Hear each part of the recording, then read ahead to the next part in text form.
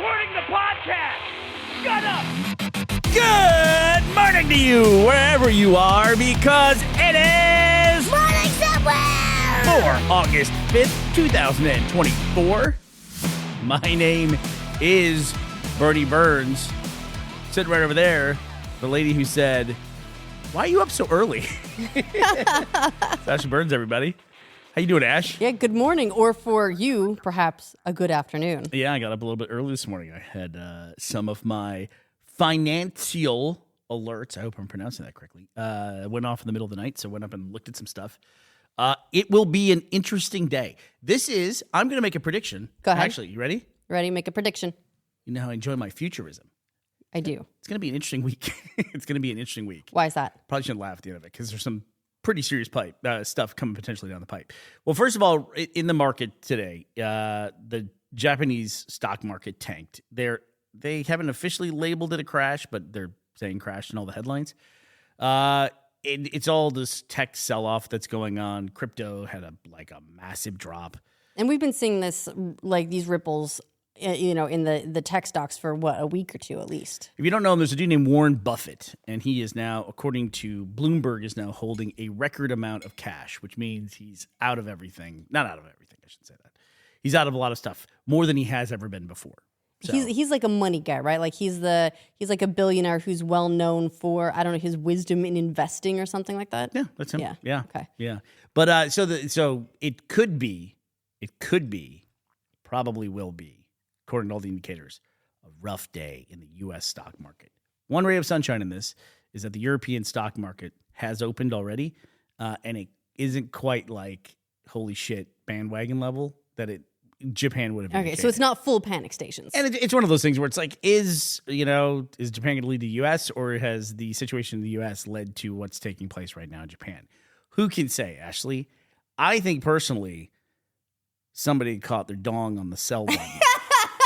That's what I heard. Someone accidentally just hit it with their monster dong and everything went down. Before we transition to all good news, the other Is that all good news? Hit your dong on the bar, that's funny at least. That's funny. That's back to like, hey, Olympics are going on and everything great.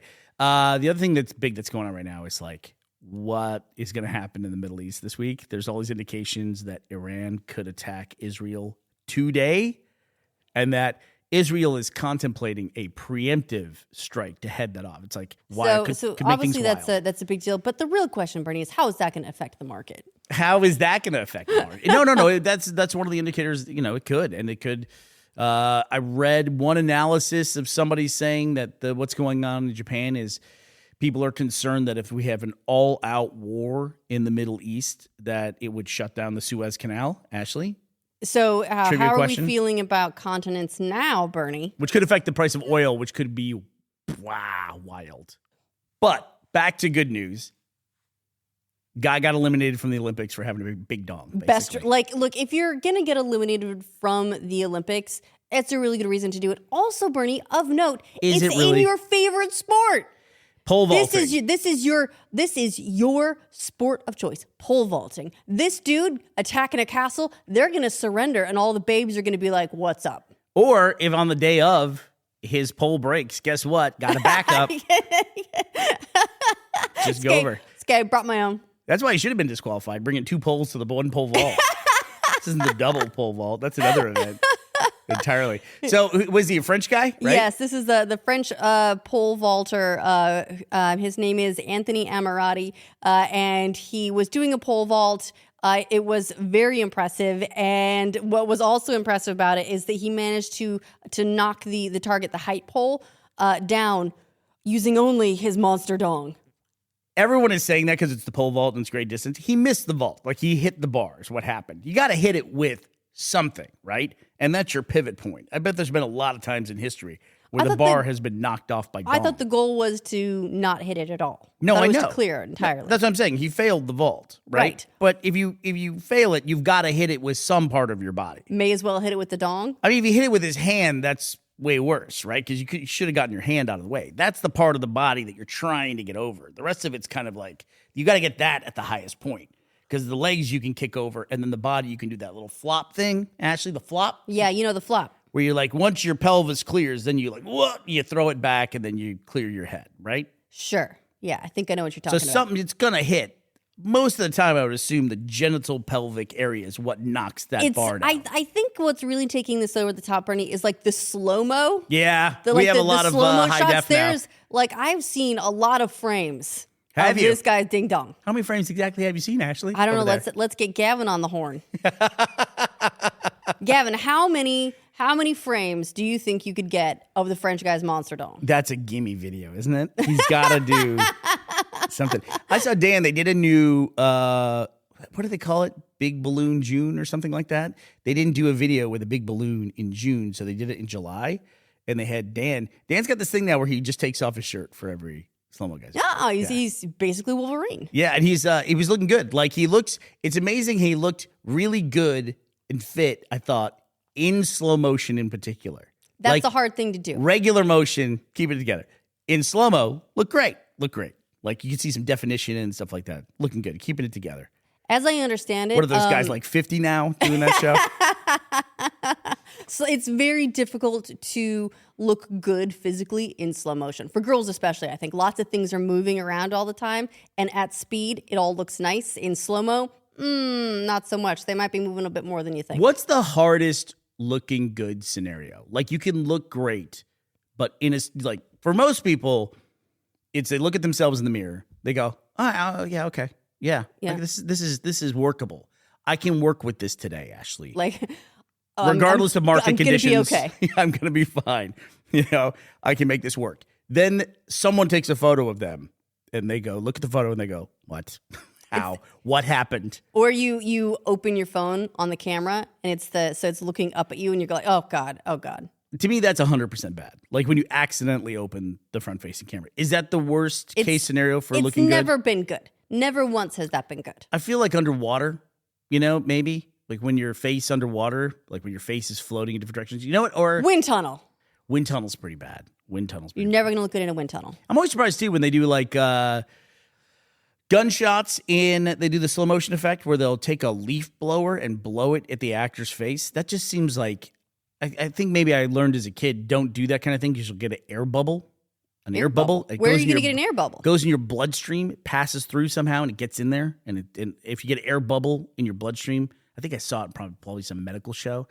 That if you get any kind of air bubble in your Disaster. bloodstream, you're gonna die. I That's- don't think that's that's it. really That's true. the end. I don't think it's good, but I don't think it's like if you get a little bubble. I suppose it depends on what the bubble does. Is the bubble going to break up? Is it going to go to the heart? If it gets to the heart, what happens then? Like if it goes to your pelvis right at the start of your jump, then you've got a problem. Right as you're vaulting, then you've got a major problem. Speaking of poorly timed disasters. In slow motion, in high def? In slow motion, in high def, it's all coming together. The other Olympic disaster, or near disaster in this case, was the archery bee. There's two archery bees. What? I can't figure out what the other archery bee is. There's one in the women's competition and there's one in the men's competition. Okay, so I've only heard about the one in the men's competition, and this was the Korean team versus the Chinese team, and the second to last of the South Koreans to go. He had the shot lined up, and then Can I set the stage here You may, olympically? please. It's the semifinals. They're vying for a spot in the final. South Korea wants to continue their domination in team archery, But they're behind. but they're behind. So this guy steps up. He's got to deliver, and The bee. a bee shows up. Enter stage left. A bee, for some reason, chooses this guy to just All that torture. training, Ashley. Buzz, All buzz, that buzz, training. buzz, buzz. All And those then years. Right as he goes to fire, this bee lands on his finger, and you can see this in slow-mo, high def. If this guy had been missed the target 100 years ago and been like, "No, you don't understand, there was a bee," everyone would be like, yeah, bee. But we can see in this, the highest of detail, this bee land on his finger, and off goes the arrow. The impressive thing is that he managed to get a 10 on this shot. So this introduces a new question to the Olympics. Does the bee get a medal? Do you count that as the bee firing the arrow? And if so, does the bee get a medal? Well, we have exclusive content here because everyone's got the slow-mo, high definition, close-up shot. We've actually got the audio. Here it is. Ready? You ready? Pole vault dong. Wow, he was there to distract him for sure. He just wanted to spread the gossip. That's all. Did you hear about the pole vaulter? But the impressive thing is, so he got his 10. His teammate who went after him got his 10, and they beat the Chinese team and went on to the finals. It's like a movie story. So it landed on his right hand. That's what it did. This is the bee that landed on the guy's right hand. That's the men's team. What looks like a women's team for archery. Look at the second clip I sent you. Okay. This is a different one where she's locked in, right? And she's got it. She's got the arrow there. And I'm going to admit a little bit of ignorance Wait, here. those aren't the same thing? Because this is the one that I'm looking at, and it looks like the same thing. No. So I think these are two different shots because they're two different angles, and the bee goes to two different places. In this one, she's locked in, right? Yeah. She's looking down. She's looking down the sight there. I'm going to say that I'm ignorant now of competitive level bows. I don't know what all the parts of this bow are. There's something, Ashley, that looks like a catch. It looks like a switch. Yeah, it looks like a little fork type thing. Something's going on with it. And it looks to me, and we'll put all these clips in the link dump, that as she's locked in and she's got the bow drawn and she's about to fire, a bee shows up, another bee. And it comes and it hits what looks like that little catch or switch or whatever, and the arrow fires. It could be all angles, Ashley. It could be angles and lightings. Sure. And it could be timings that the bee was never anywhere close to it. But it looks from this shot like the bee fires the bow, is what it looks like. That's exactly what it looks like. That's what I thought we were talking about, the same event. How many Olympic bees are there? Are they going to get their own podium? It's a conspiracy. They're mad about being left out. Speaking of being left out, Bernie, I wanted to know about these animal-based Olympic medals. So I looked it up. You know the horses in dressage, the like fancy dancing horses and stuff? Yes. They don't get medals. Okay. You want a horse to get a medal? They're the ones doing the work. They're the ones jumping over the stuff. They're the ones like doing rave dancing and shit. Why is the person sitting on their back getting the medal? Here's why. Imagine, let's just take a hypothetical scenario. Let's say you don't medal in the Olympics because, just off the top of my head, your penis hits a bar and you fail. Let's just say that. How bad would you feel if you didn't get a medal after all those years of training and the horse did? Like, there's a horse out there that's got a medal and you don't. This is a human endeavor, Ashley. The horse can go to the other Olympics. Horse can get extra oats that day. Oh, It's extra fine. oats. This is like the biggest day of a human's life, and the horse is just out there like fucking delivering, okay? You're not thinking this through. You got to make a horse podium, right? You got to Yes. get the horse up there. Yeah. You got everybody cheer. Horse has to like respectfully address the national anthem and the flag when it's playing. Yeah, It's too and much pressure for a we'll horse. Too much pressure. And we'll probably poop, as horses are wont to do. Whenever there's like a camera pointed at a horse, it's like they just go poop. Imagine the international incident if like a Canadian horse took a shit during the U.S. national anthem. It would be a big deal. It would be a big deal. Really big The deal. horse is not getting elected. Well, also, it's like, if you think about it, the French guy, if he'd have passed it, his dong wouldn't get his own medal. But it was putting in the work. I feel so bad for this guy, and we're now in the group doing this, but everyone's making jokes about it. It's like, it's a great story. Sure, he's got the big dong all the time anyway. He worked his whole life for the pole vault. The dong's going to be there tomorrow. It was there the day before. He had to work on it this day. You know what I mean? Yes, that's true. However, now anytime he goes out to the bar, he's like, you know, chatting up girls about how he was at the Olympics and everything. And they'll be like, "Did you medal?" And be like, "Nah, my dong was too big." Oh. Like, look, he can. Would you like a bite of my giant Parmesan meal? Can I interest you in a cheese? So that's where we're at. Give me that cheese. The bee's back. Get out of here, Olympic bee. What the fuck are you doing? Get out of here. You're ruining everything. You're fucking it up for everybody. This is all this guy has. Give him his cheese. All right, just get your ass on the podium, B. I'll be back.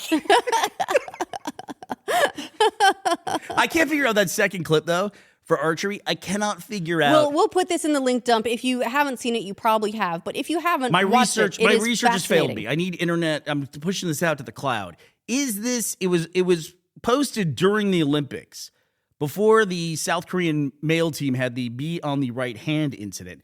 I saw this clip of the bee appearing to fire the bow, but I can't confirm from any sources if it was even in this Olympics. Oh, we'll have Yeah. to find out. But it's a crazy clip. It's still relevant because this happened to the South Korean team where the bee came in. Imagine training your whole life and it's just like a fucking bee shows up, you know? Apparently, the South Korean archer who the bee incident that we were mainly discussing, was wearing a heart rate monitor, never even spiked.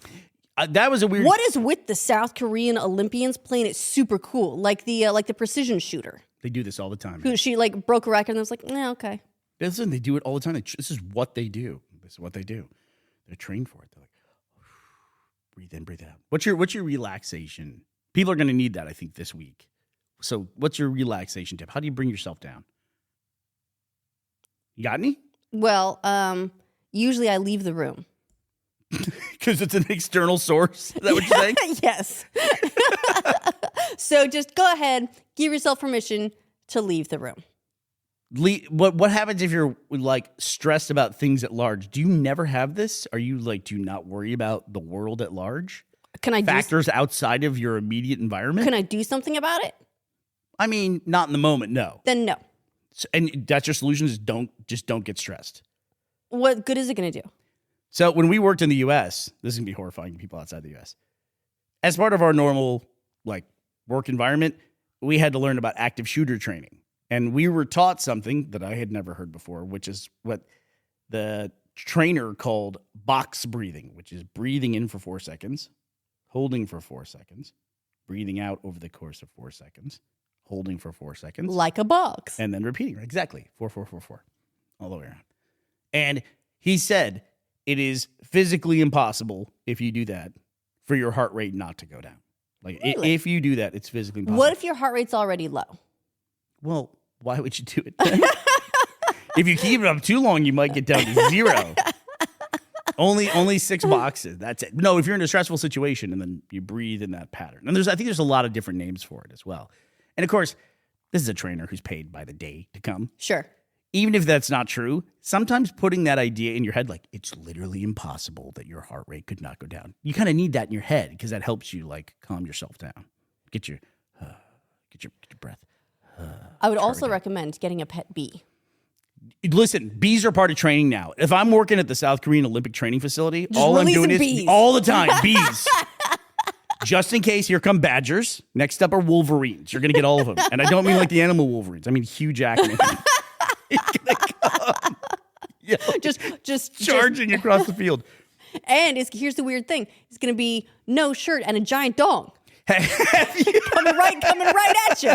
Those are some really, really non-accurate claws that he's wielding over there. Have you seen, while we're talking about archery and we're talking about the pistol stuff, have you seen how far away and how small these targets are for these different events? It's wildly impressive when you almost don't get the context for the most of it because you see the person and then you see the shot that they're lining up. Like you see the target and you see the person, you see the target, and then if you manage to see a shot where it zooms out and it's like, oh, it's 3 football fields away. It's crazy how far. Absolutely mental. And they showed the We're pistol. talking Robin Hood business. The pistol target that they put it next to the pistol that they use for context for size. The paper target is smaller than the pistol. It's insane. It's tiny. It's like a Post-it note almost. And to put it in perspective as well, like I didn't realize how far away, but there's a delay between when they fire and when you see it in the paper. It was in the paper. I thought you'd like read a headline on Monday. It's slightly delayed. A bit of a delay there. All right. Speaking of cool stuff, getting to do cool stuff, I got to go camping with Finn this weekend, Ashley. That was a blast. That was great. And you came down for the dinner cookout, which I appreciate. Everybody got to enjoy the hot dogs. And the camp breakfast, which is the other most important meal of the day when it comes to camping. So yeah, it was a lot of fun. You guys went in the garden and grilling the hot dogs and stuff. Hot dogs. And it was Finn's first night in a tent, and he had a great time, and it was a lot of fun. Can I tell you the greatest compliment that Finn gave me about the camping trip, his first ever?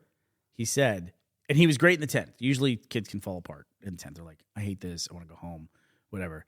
One time I camped when I was a kid at the beach, and it turned me off to camping for so long because there's nothing worse than getting sand in a tent and sleeping in sand. Then you're never getting rid of it now. It's just, man, I was sunburned and then in a sleeping bag with so sand. your skin's already extra sensitive. It was just a nightmare. Just a nightmare. But Finn was great, fell right asleep, and when he woke up, kind of in the middle of the night, early in the morning, because it gets really light really early here, he said, I wish I could sleep every single night in a tent.